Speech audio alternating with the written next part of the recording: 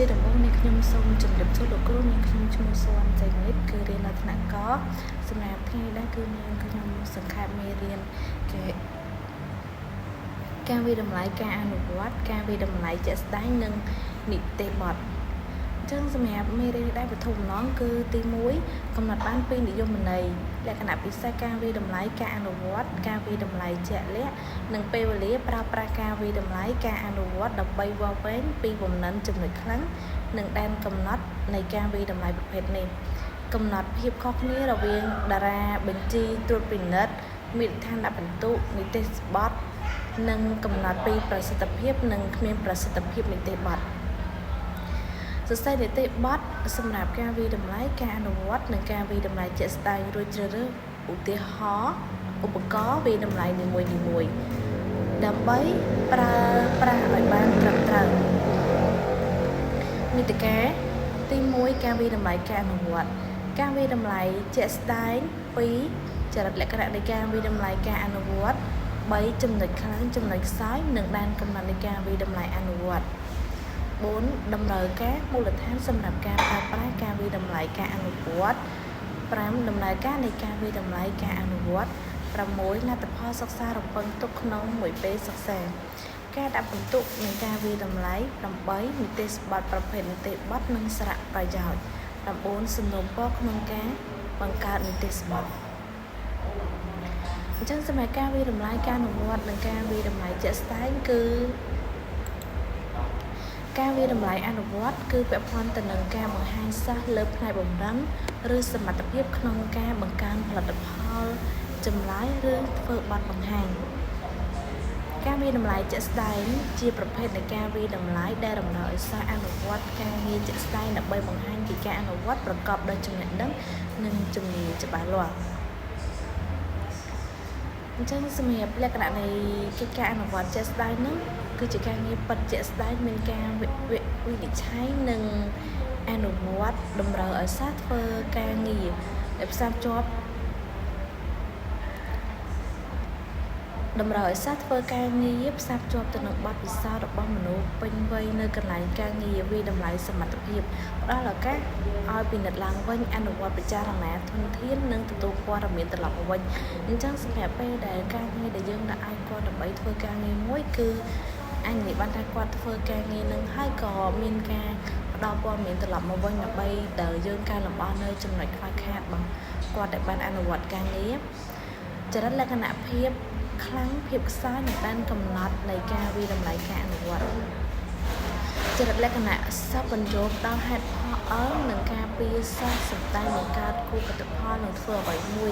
សិស្សប្រើប្រាស់បំណិនផ្ដល់ហេតុផលនិងប្រើប្រាស់គំនិតសំខាន់និងចាំបាច់ដែលពាក់ព័ន្ធការងារប្រកបដោយនិរន្តរភាពតម្រូវឲ្យមាននីតិបទនិងលក្ខណៈនៃវិនិច្ឆ័យច្បាស់លាស់សម្រាប់ដាក់ពិន្ទុជាទូទៅចម្លើយមានលើសពី1ចំណុចខ្លាំងសម្រាប់ចំណុចខ្លាំង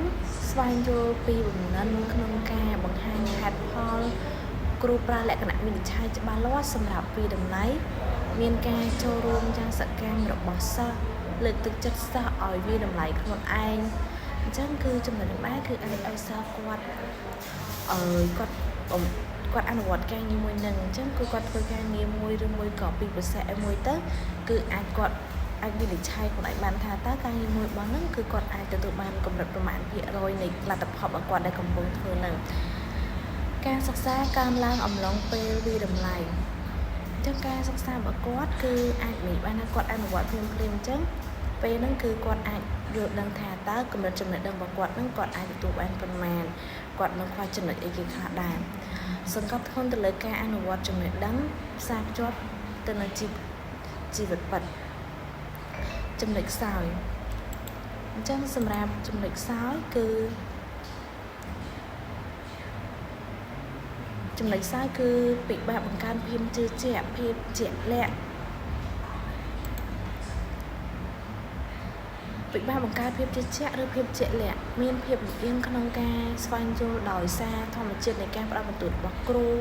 ការសម្ដែងរបស់សិស្សប្រែប្រួលតាមពេលវេលាដែលជាលទ្ធផលក្នុងការសន្និដ្ឋានមិនត្រឹមត្រូវ ទៀមទាឲ្យគ្រូពិចារណាលើពេលវេលាក្នុងការរៀបចំនិងបំពេញសិស្សពិបាកក្នុងការរៀបចំផែនការសម្រាប់ពេលវេលាដែលកំណត់ដែនកំណត់អញ្ចឹងភាពជឿជាក់ភាពទៀងទាត់ចំណេញអត្ថបទជាប្រភេទចម្បងជានៃកំហុសក្នុងការស្វែងយល់ការវិតម្លៃដាក់បន្ទុកការអនុវត្តតម្រូវឲ្យការវិនិច្ឆ័យដោយមនុស្សតែម្នាក់ប្រកបដោយវិជ្ជាជីវៈនិងមានការប្រែប្រួលនិងកំហុសដោយសារភាពលំអៀងនិងកត្តាផ្សេងដោយសារតែទាមទារពេលវេលាមួយចំនួនសម្រាប់សិស្សក្នុងការវិតម្លៃការអនុវត្តដូច្នេះយើងនឹងមានគំរូតូចតាចប៉ុណ្ណោះសម្រាប់ការវិតម្លៃបំណងរបស់សិស្សពេលវេលាគ្រូចំណាយ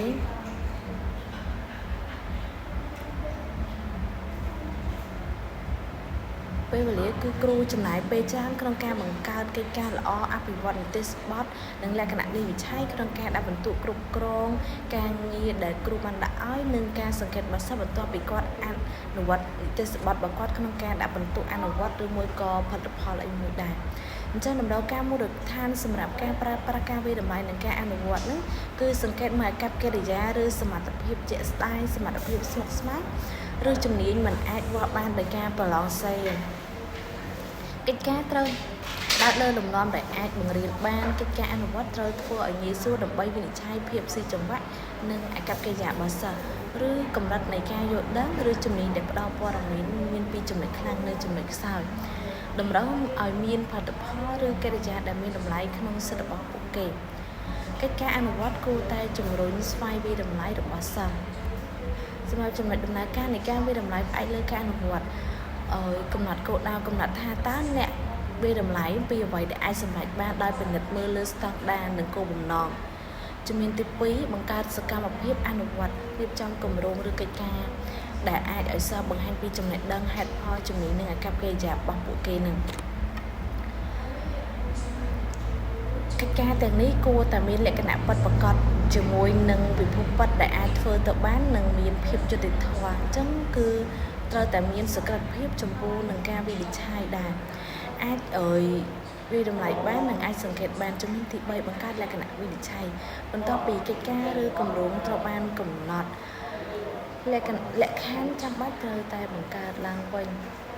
ឡើងដើម្បីវិតម្លៃភាពជោគជ័យរបស់សិស្សឬគុណភាពរបស់ផលិតផលគឺបង្កើតលក្ខណៈវិនិច្ឆ័យលទ្ធផលសិក្សារំពឹងទុកក្នុងមួយពេលសិក្សាការយល់ដឹងស៊ីជម្រៅចូលដឹងស៊ីជម្រៅលើការវិតម្លៃការអនុវត្តដោយផ្ដោត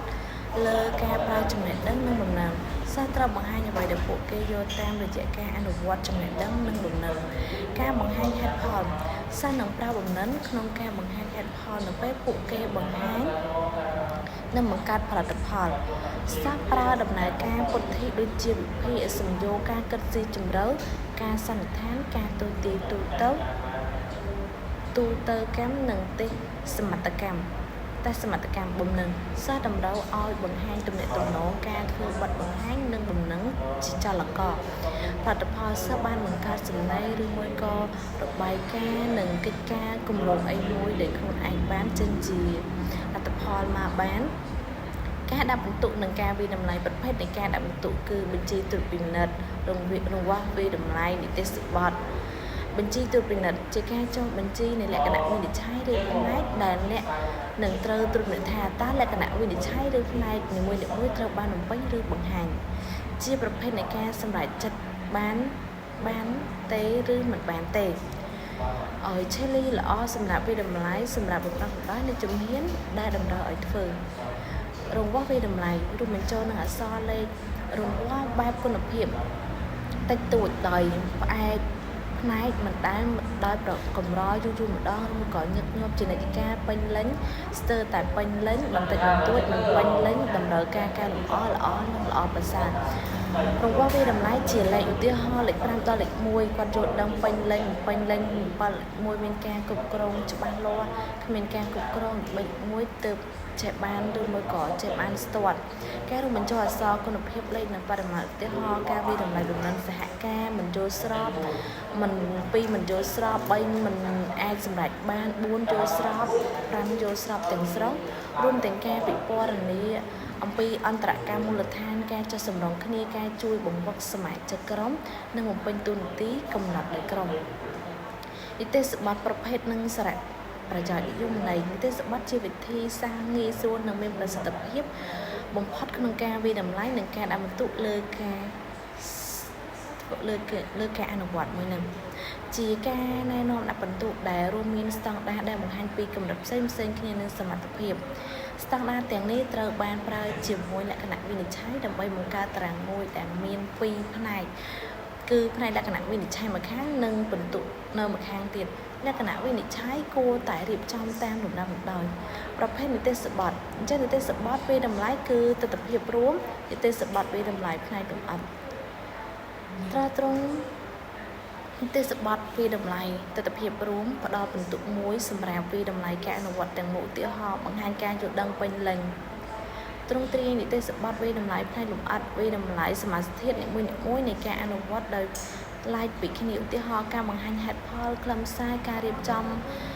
ការបិទបង្ហាញសារៈប្រយោជន៍នៃទេសបទអញ្ចឹងតារាងបន្ទុកផ្ដល់នៅការវិតម្លៃយ៉ាងជាក់លាក់នឹងនៅលក្ខណៈសម្រាប់កម្រិតនៃការអនុវត្តនីមួយៗដែលសិស្សនិងគ្រូគួរតែផ្អែកលើការវិនិច្ឆ័យរបស់ពួកគេតារាងបន្ទុកផ្ដល់ឲ្យសិស្សនៅព័ត៌មានច្បាស់លាស់អំពីរបៀបដែលពួកគេអនុវត្តបានល្អនិងអ្វីដែលពួកគេត្រូវពង្រឹងនៅពេលអនាគតដើម្បីដំណើររបស់ពួកគេនឹងកាន់តែប្រសើរឡើង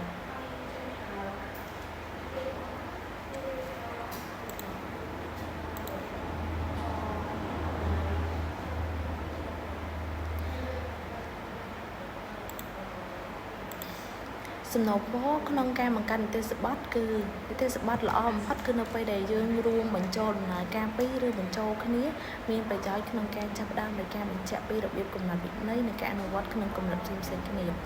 ត្រូវប្រកាសថាលក្ខណៈវិនិច្ឆ័យផ្ដោតលើចំណុចសំខាន់នៃការអនុវត្តគោលគោលប្រភេទនៃការវិតម្លៃជាមួយនឹងគោលបំណងនៃការវិតម្លៃការពិពណ៌នាអំពីលក្ខណៈវិនិច្ឆ័យគួរតែអាចសង្កេតបានដោយផ្ទាល់លក្ខណៈវិនិច្ឆ័យគួរតែត្រូវបានសរសេរដូច្នេះសិស្សឪពុកម្ដាយនិងអ្នកដទៃទៀតយល់ពីវាចរិតលក្ខណៈនិងលក្ខណៈពិសេសដែលប្រើគ្រឿងស្តង់ដារគួរតែត្រូវកំណត់បានច្បាស់លាស់មានវិធីសាស្ត្រសមស្របដើម្បីកាត់បន្ថយកំហុសក្នុងការដាក់បន្ទុកប្រព័ន្ធដាក់បន្ទុកត្រូវតែអាចធ្វើបាន